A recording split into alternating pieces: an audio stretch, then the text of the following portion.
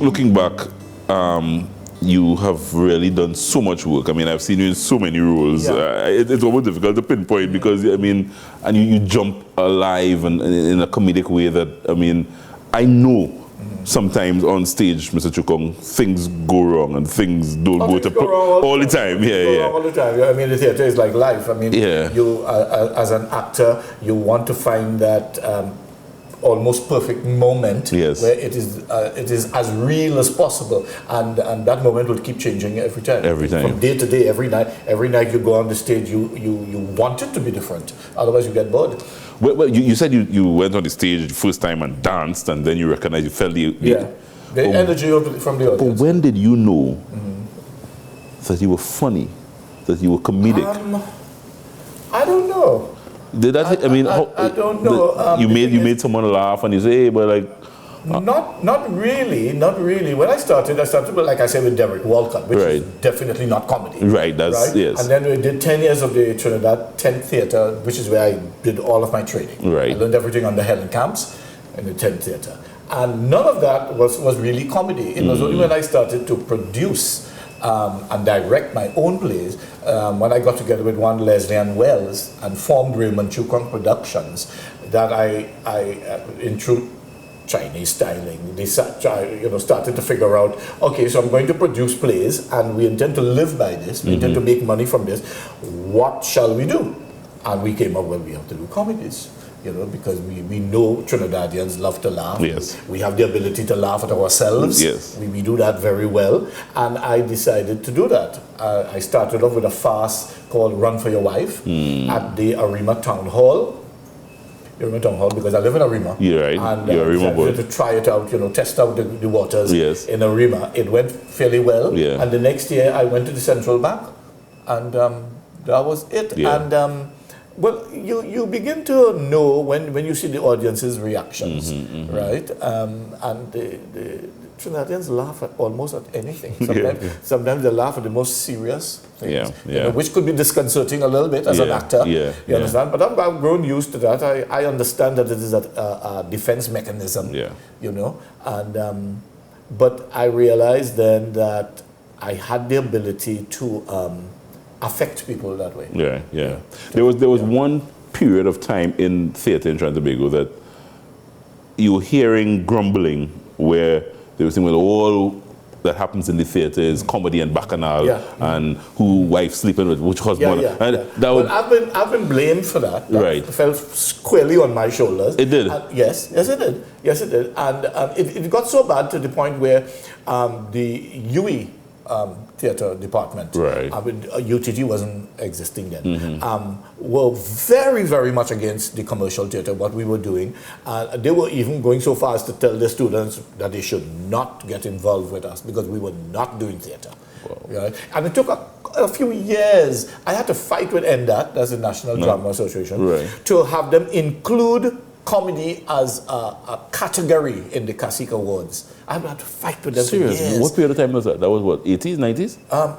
Yes. Yeah, that period is serious. Yes, I had to fight with them, and my point was that comedy was just a different genre of the theatre. Yes. The theatre is made up of many different genres. You have musicals and dramas and comedies and farces and experimental theatre and carnival theatre and all kinds of different theatre. It's all valid. The same amount of work goes into it. As a matter of fact, I had to point out that more work goes into comedies than a drama. Because when you're doing a drama, you start to study the character, you have to dissect the script and all of that. But you have to do that same things for a comedy and then add timing.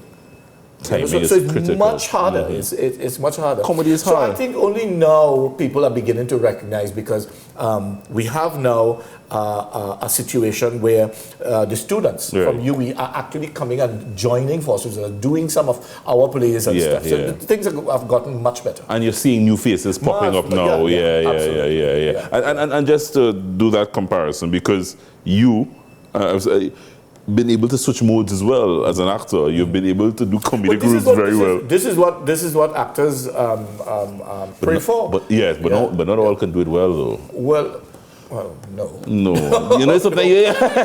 but I've seen you switch into a dramatic mode and in the same play. But this is what we do, and But you see, the thing is, we have a lot of talent in Trinidad. We have a lot of talent in Trinidad, but what we do not focus on is the training. Right. You know, to keep that talent buoyant. Yes. And then too, I have to say that not a lot of production houses offer the different types of work. Right. You understand? We have a situation now where in the 70s, 80s, and maybe the 90s, we had certain people projecting themselves to the fore in the theatre, like Richard Raghuvasing and Penny and myself and Cecilia and all of them. The popular names that who are now getting older. Yes. And I am looking at the younger ones because, like I said, I'm doing a lot of training. Right. And I'm looking to see who is going to be taking over for us. Yeah. And they're not coming up. They're not presenting themselves. And I'm wondering how much of it is their fault and how much of it is simply that they're just not getting the opportunity to do the kinds of work that, for instance, I got to do. Right. You know, I mean, I got to do really serious dramas, you know, and then even with the comedies, I try to do comedies which has some kind of a substance, you know, dealing with some kind of an issue, even though it's surrounded in a case comedic genre. So is it that you're saying now that the production houses need to probably come up with a little more depth in their work? Well, we can do it that way. We can do it that way, but we also have to keep looking at the kind of production that would attract an audience. Right. And we've seen over the years, that's a given. Comedy is it. We have to search for the type of comedies that has something a little bit extra. What jumps out in your mind? 35 years, is there a play, is there a piece that jumps out in your mind that would stay with you forever and ever? Well, lots of things. Like, for instance, in the 10th Theatre, I did Bent, which is a very serious show about the prosecution of homosexuals in Nazi Germany. Right. Very serious, but that was when I delved into the really serious kind of acting roles and kind of thing. So that was rewarding for me. I will always remember that. You know, there are moments, you know, like directing America Dance. Doing Everybody Loves Raymond, which was my one-man show, which I did the same year as America Dance, and beat Richard Raghuvasing as the best actor. You needed to stick that in? Yes. No, because I told him on the night of the Caciques, because America Dance won about 10 Caciques that night, and I told him, if it's one Cacique that I want tonight is the best actor, you know, and they won everything else except the best actor. America Dance still going on? The girls are getting kind of the girls are getting a little older. The girls have to stop now.